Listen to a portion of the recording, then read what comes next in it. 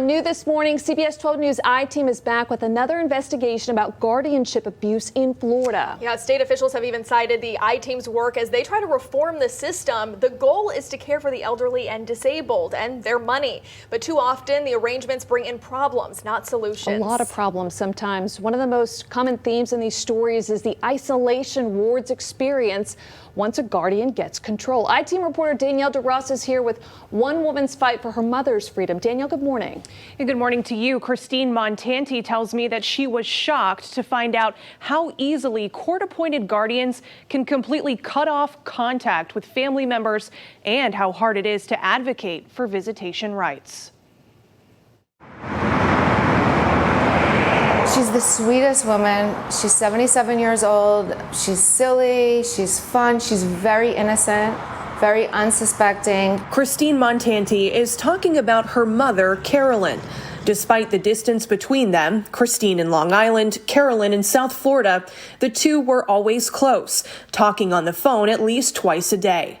But that changed recently when Carolyn was placed in a guardianship. Her rights were taken away from her. She's isolated. She was blocked from her entire family and friends. Her phone was removed from her.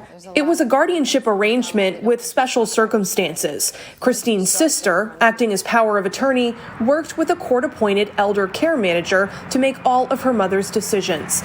They moved her mother to a nursing home in Broward County where she could not leave the facility or speak to family members without supervision. During that time, Carolyn lost contact with almost all family and friends, including her only grandchild. And the isolation took its toll. Christine shared these photos. She says they show how in just a few months, her mother appeared to age and lose a significant amount of weight. You want to tell me what's happening with the case?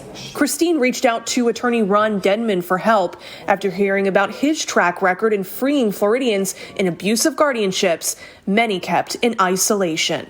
Is that common, and why is that allowed?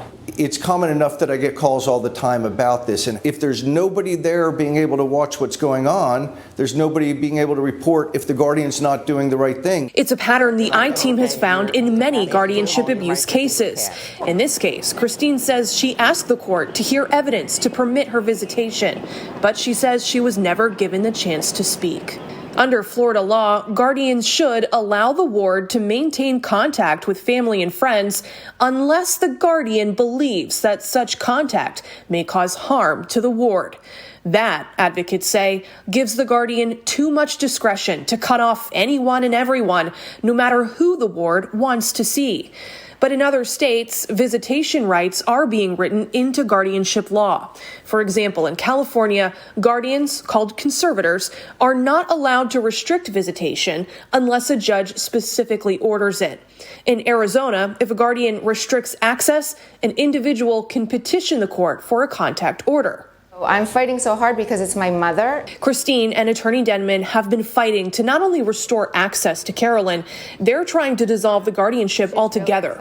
Getting new physician evaluations, these court filings show multiple doctors have determined Carolyn does have mental capacity despite a documented disability. And this fall, they had a sudden and surprise victory. In this order, the judge made a complete reversal, finding any prior visitation or communication restrictions should be lifted, dismissing the care manager. In other words, Carolyn got her freedom back, and Christine could visit her mother again. She moved her mother from the facility in Broward to this nursing home in Royal Palm Beach, where she tells us Carolyn is thriving.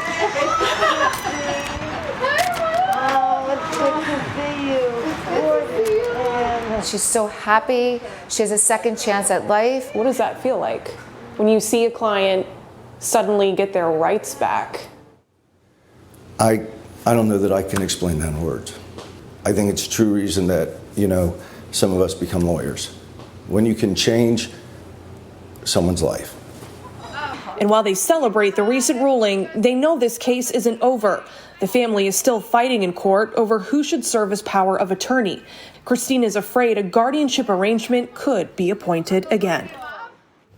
Christine tells me that this experience has moved her to warn others, and she wants to see major reforms in Florida and across the country. We, of course, reached out to Christine's sister, the prior care manager, and all of the attorneys representing them, but they never responded to our request for comment. Ashley and Sam. Danielle, if Christine's sister tries to hire another care manager, take back control of her mother's life, will it go to the same judge? Is it better to have the same judge on these cases, or maybe better to have a new set of eyes on it? Well, you can request a new judge, but those requests are usually denied. It often takes something really extreme, like a major conflict of interest, for a judge to be removed and a new one appointed. So a very difficult process. And what about an appellate process, Danielle?